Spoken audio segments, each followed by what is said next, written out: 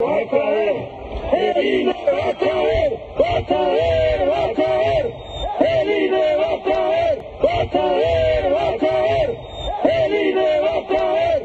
De la misma manera que Dante Alighieri descendió a los 9 círculos del infierno, nosotros descendimos a las entrañas del INE, buscando respuestas del por qué su proceder, y encontramos tanta corrupción y podredumbre que ustedes tal vez no lo crean. ¿Sabían que el actual consejero presidente del INE, Lorenzo Córdoba Vianello, al ser hijo de Arnaldo Córdoba, historiador y politólogo, quien se destacó como un activista de izquierda, militó en el Partido Comunista Mexicano, fue parte del movimiento Acción Popular, participó en la fundación del Partido Socialista Unificado de México, con el que llegó al cargo de diputado federal en la 52ª legislatura, siendo uno de los primeros diputados de izquierda. También fue parte de la fundación del Partido de la Revolución Democrática, del cual fue parte hasta el 2011. En el año 2014, antes de su fallecimiento, se declaró simpatizante del Movimiento de Regeneración Nacional, Morena, y de la investigadora universitaria Paola Vianello Tesarotto, quien fue doctora en letras y que intelectual y políticamente estuvo ligada a la izquierda democrática de este país desde 1968. Así que Córdoba Vianello fue criado dentro de la ideología de izquierda, con la cual convivió, militó y pretendió simpatizar toda su vida, descarándose en estos últimos meses, mostrando sus verdaderas preferencias, demostrando con sus dichos y acciones que no está calificado para conducir el proceso electoral con neutralidad y objetivamente. Si su padre viviera nuevamente, al ver el accionar y proceder de su hijo, por decepción y vergüenza, se volvería a morir. Así que, amigos de Conexión, revisemos la información para que estén ustedes enterados. Y como dijo Jack el Destripador, vámonos por partes. México es un país que se considera democrático, es decir, practica una doctrina política en la cual la soberanía reside en el pueblo y el poder político es ejercido por los ciudadanos, directamente o por medio de representantes. Hay 3 tipos de democracia. La democracia directa, que es donde el pueblo participa directamente en la toma de decisiones. La democracia indirecta o representativa, en la cual la sociedad elige a ciertos individuos para que los representen y sean estos los que propongan, discutan y decidan sobre los distintos temas. La democracia semidirecta o participativa es como la representativa, pero agrega la posibilidad de que la ciudadanía decida en determinados asuntos, a través de mecanismos como el referéndum y el plebiscito. No debe confundirse república con democracia, pues aluden a principios distintos.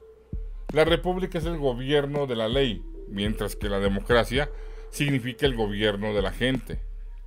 Y en el caso de nuestro país, se ejerce la democracia usando el derecho al voto. México es un país que, tras la revolución de principios del siglo XX, ha luchado por mucho tiempo para hacer realidad su sueño democrático. Y se supone que el INE, al ser el encargado de vigilar las elecciones, debería ser el guardián de la democracia. Pero antes del INE, ¿quién era el encargado de esta función? Antes, el gobierno organizaba las elecciones a través de la Comisión Federal Electoral, que era encabezada por la Secretaría de Gobernación. En 1946, Manuel Ávila Camacho promulgó la Ley Federal Electoral y se crea la Comisión Federal de Vigilancia Electoral. En 1951, el Congreso de la Unión reforma esa legislación y se puede arbitrar el registro de nuevos partidos políticos. Los cambios siguieron y para 1973 se da el paso a la creación de la Comisión Federal Electoral, la que presidía el secretario de Gobernación y estaba integrada por 2 representantes del Legislativo, un diputado y un senador, además representantes de todos los partidos políticos, así como un notario público. El 11 de octubre de 1990, el Instituto Federal Electoral se constituyó formalmente como el órgano electoral imparcial que da legalidad a los procesos electorales. En el gobierno de Enrique Peña Nieto, el IFE se convirtió en el Instituto Nacional Electoral, dotándolo de mayores atribuciones en elecciones estatales. La reforma del 10 de febrero de 2014 rediseñó el régimen electoral mexicano y transformó al INE en una autoridad de carácter nacional, a fin de igualar los modelos con que se organizan los procesos electorales federales y locales, y así garantizar los niveles de calidad de nuestra democracia electoral. Y se podría decir, o más bien a muchos les gustaría que dijéramos, que esta ya es toda la historia del INE. Muchas gracias por su atención, nos vemos a la próxima. Pero en realidad, ¿cuál fue la razón o la necesidad de crearlo? En las elecciones federales de 1988 se renovaron ambas cámaras del Congreso de la Unión. Además, se eligió al nuevo presidente de la República. Estas elecciones también traían nuevas regulaciones electorales que permitían mayor participación de la oposición en los procesos electorales y mayor representación en la Cámara de Diputados. En otras palabras, estas reformas le aseguraban al Partido Revolucionario Institucional la mayoría absoluta en la Cámara y otorgaban al gobierno federal el control total de la organización electoral. El 6 de julio de ese año, millones de mexicanos acudieron a emitir su voto. Mientras se realizaba el cómputo, se reportó un fallo en el sistema encargado del conteo de los sufragios. A medida que se realizaban, antes de la supuesta caída del sistema, había una ligera ventaja para Cuauhtémoc Cárdenas del FDN, por encima de Salinas de Gortari del PRI y de Manuel Cloutier del PAN. Al restaurarse el sistema, se le dio el triunfo a Salinas de Gortari, imponiéndolo como ganador, provocando dudas y acusaciones de un fraude electoral. Y aunque la mayoría de los procesos electorales desde la llegada al poder del PRI han sido denunciados como fraudulentos, por primera vez en su historia, la legitimidad electoral del partido se vio cuestionada de manera seria. Por primera vez hubo una auténtica expectativa de un triunfo opositor. En el 2009, el expresidente Miguel de la Madrid confesó que el PRI perdió las elecciones de 1988, confirmando el fraude electoral orquestado por su gobierno para imponer a Salinas de Gortari como ganador. Manuel Bartlett declaró a los medios que se había cometido fraude electoral a través de la manipulación de cifras en julio de 2017. Además, que se había llevado a cabo en complicidad con el Partido Acción Nacional para evitar que Cuauhtémoc Cárdenas llegara a la presidencia. Nuestro país había vivido un espejismo de democracia por más de 7 décadas. El espejismo de una nación donde había candidatos y elecciones libres, pluralismo y libertad de expresión, pero con el paso de las décadas el espejismo se fue desvaneciendo. Entonces fue creado el Instituto Federal Electoral por Carlos Salinas de Gortari. Puede decirse que nació podrido.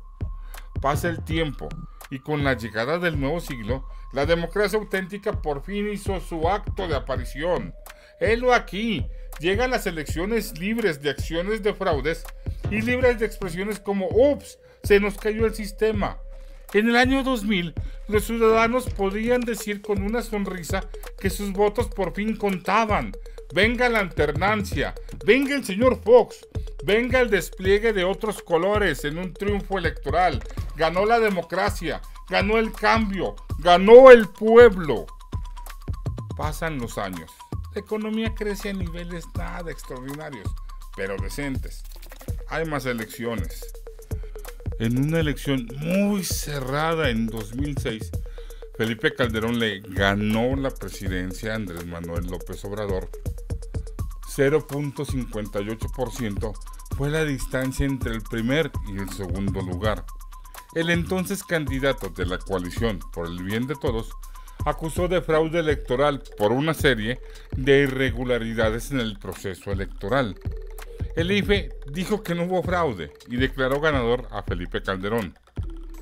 Las decisiones del gobierno de Calderón provocaron el aumento de la violencia.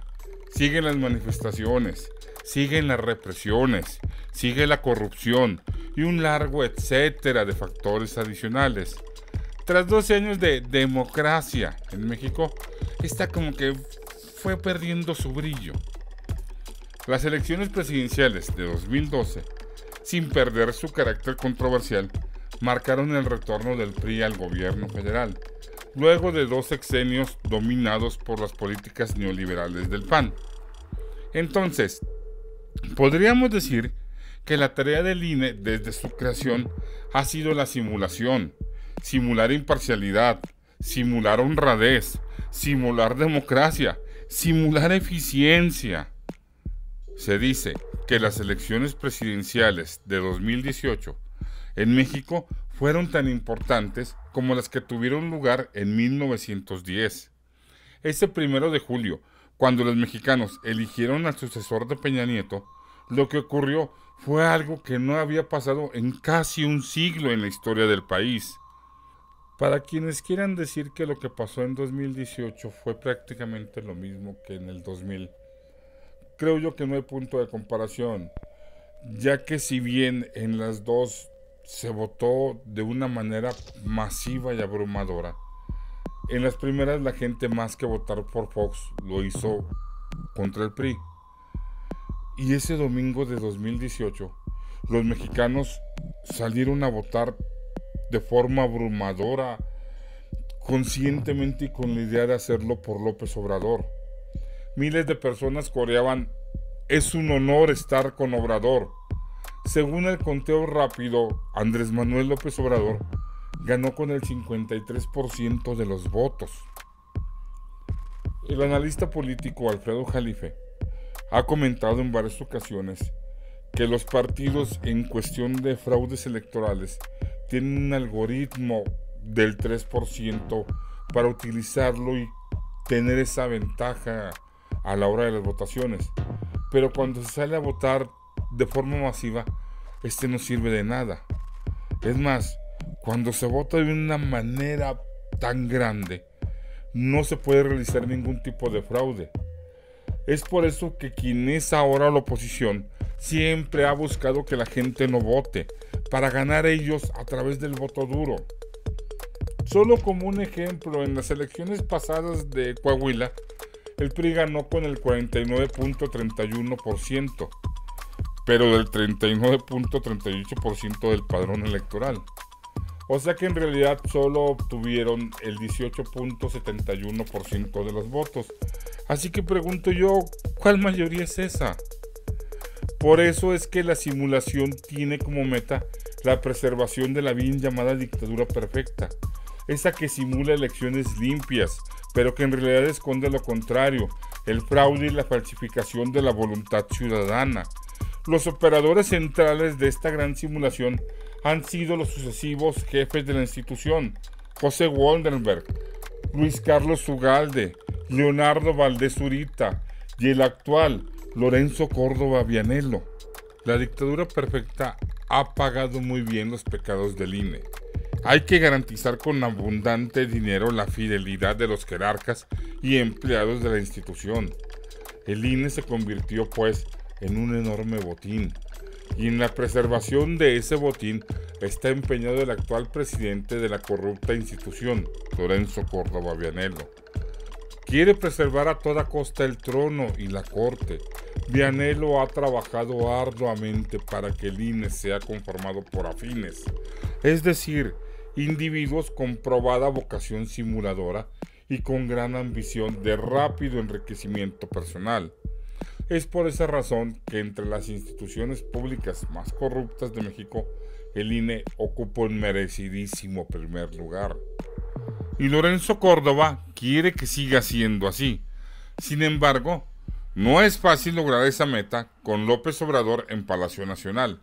Además que la designación de nuevos consejeros es tarea de la Cámara de Diputados, y esta es mayoría de Morena, por lo que con este escenario no es viable que Córdoba se salga con la suya. Así que debe asegurarse que las cámaras sean conformadas en su mayoría por quienes le permitan aferrarse al cargo y asegurar su permanencia dominante en el INE y en los jugosos negocios sucios al amparo de la institución. Por eso ha tomado medidas tan desesperadas como tratar de impedir la difusión de las mañaneras, simulando motivos legales, tratando de ocultar el verdadero propósito, silenciar al presidente. Se puede definir como una propaganda, una conferencia de prensa. Se viola la ley al responder preguntas de los periodistas, al pedir la opinión del presidente sobre temas políticos o demandar información sobre alguna irregularidad en programas y acciones de gobierno.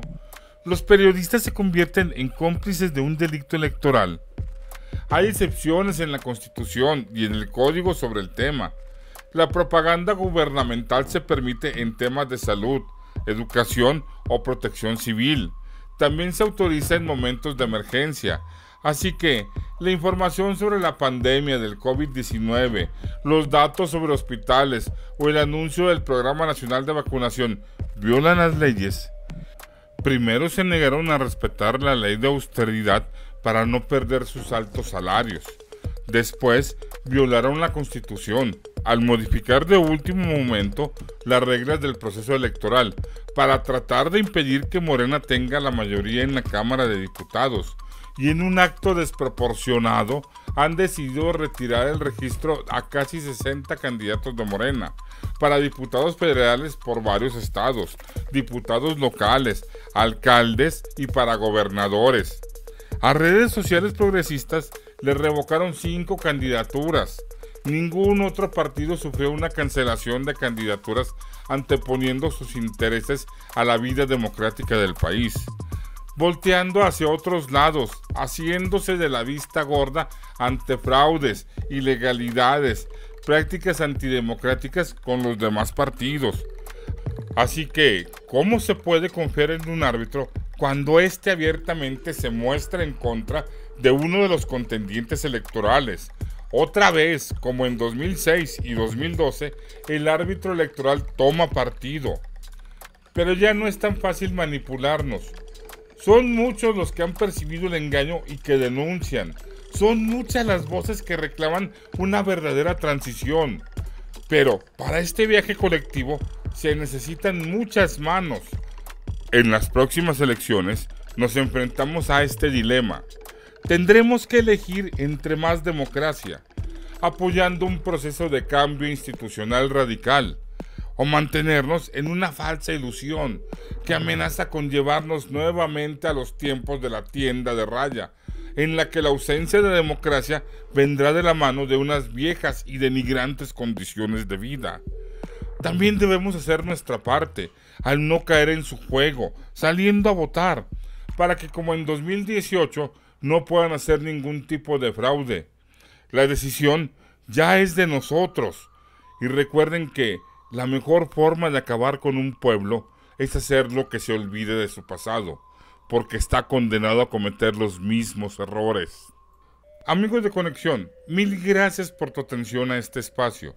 Si nuestro trabajo fue de tu agrado, suscríbete al canal, dale like.